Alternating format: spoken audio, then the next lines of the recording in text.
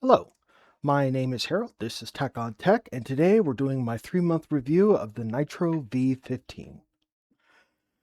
So, this review starts with an older laptop, an HP Pavilion Omen, and I used the heck out of that laptop.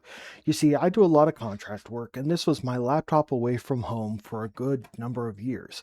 It had a 16-inch screen, an Intel 10300H high-performance CPU, 16 gigs of memory, a 512 gig SSD, and a 1650 Ti. At the time I got it, it was about a mid-range gaming laptop and could play most of the games that were out at the time. But more recently, a number of newer games have come out and they are way more demanding. Worse, I had damaged the back right side of it one day when I set it down too roughly. So mechanically and aesthetically, it was starting to lack.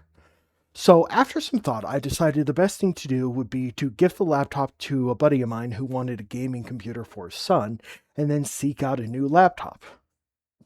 So, the first place I went was Amazon, and after a little bit of looking, I realized that a mid range gaming laptop there would cost over $1,000 with the specs that I wanted.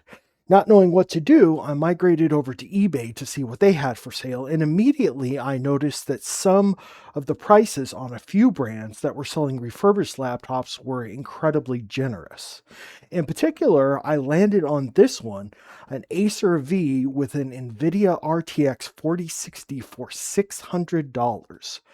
I checked to make sure that it did indeed have a generous return policy just in case something went wrong and made the purchase.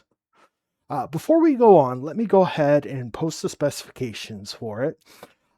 This thing sported a 13620 high performance laptop, just like my previous one. The H at the end of 13620 is the letter they denote for these high performance processors. And it theoretically had about the same amount of power as an M4 or an Apple M4 10 core processor. It drew 135 watts, which was a little lower than my last system. It had the same 15.6-inch screen, and what really impressed me was an RTX 4060 mobile GPU, all for the price of $600. Now, you should know the mobile variant of the 4060 is less powerful than the desktop variant of the 4060. From my understanding, it theoretically has the power of an RTX 3060 desktop processor. But once again, for $600, this thing was pretty impressive. Anyhow, I digress.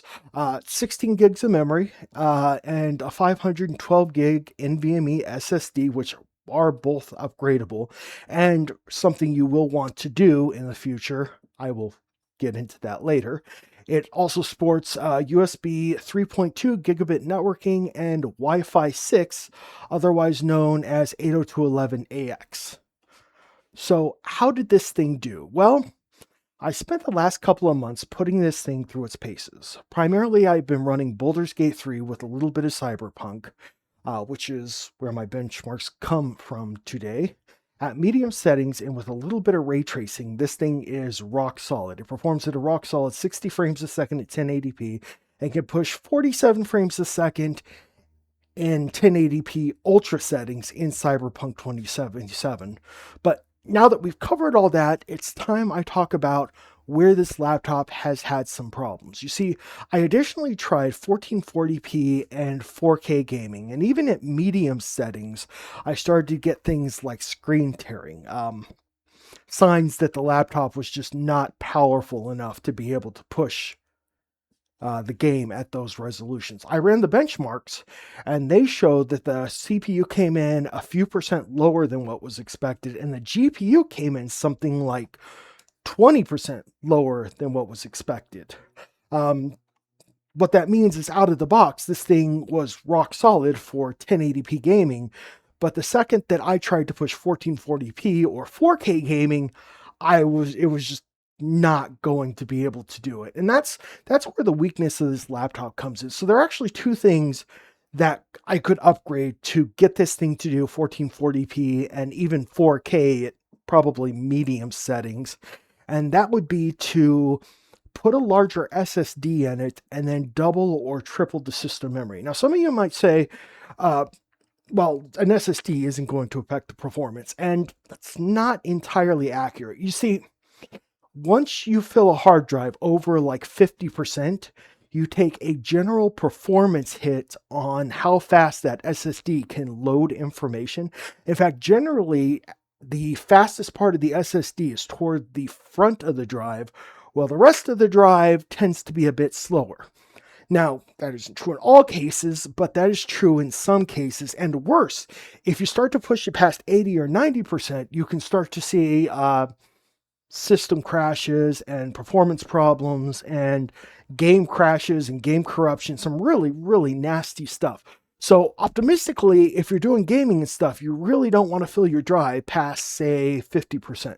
So what this thing really, really needs is a 2 terabyte, I'm thinking a Samsung Pro, and also probably 32 or 64 gigs of memory. And at that point, I'm pretty sure I could push the 1440p or 4K, and additionally get those that leftover performance that I'm just not seeing in the initial testing. To finish this off, the right side had an audio port, a standard USB, a Kensington lock. The left side has 2 USB 3.2s, HDMI, gigabit networking, 1 USB-C, and a barrel plug. The USB-C can power the system if the charger has enough power. I ran this on a reduced 60-watt USB-C charger, and it can power the system, although it starts to run into problems if the power draw gets too high, like if you're gaming and stuff like that. So you can power it on a 60-watt USB-C, but you really need a lot more power if you want to do gaming or play while charging the battery or doing more comprehensive stuff. The screen supports 144 Hertz, which it should be possible to hit at medium settings. When the system arrived, it was in flawless condition, not a single speck of dust or scratch for a system that was supposed to be refurbished. Given the impressive condition and the price I paid for this laptop, I consider this to have been a good buy. I do believe in the future a SSD and a RAM upgrade will juice out the final bit of performance and push this into like a medium to high end level gaming laptop. Besides that, I don't have much else to say. So we'll go ahead and finish this up. If you have any questions, leave them in the comments section below. If you're a vendor and would like to have your hardware reviewed, I am always interested in borrowing and reviewing hardware. I will leave the email address at the end of this video. I'd like to thank you all for stopping in today. We will see you next time.